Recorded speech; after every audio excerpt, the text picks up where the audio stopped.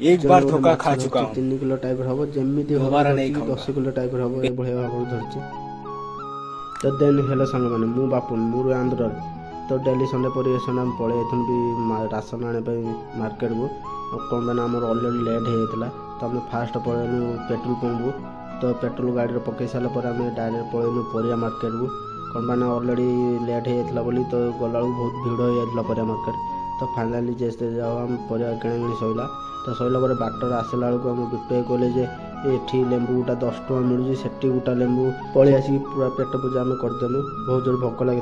तो फाइनाली आम खेल सैला तो सैला पर डायरेक्ट पलैलु माछ मार्केट को तो गला देखला जड़े माछ गोटे धरची 3 किलो हम जमी धरी कि 10 किलो टाइप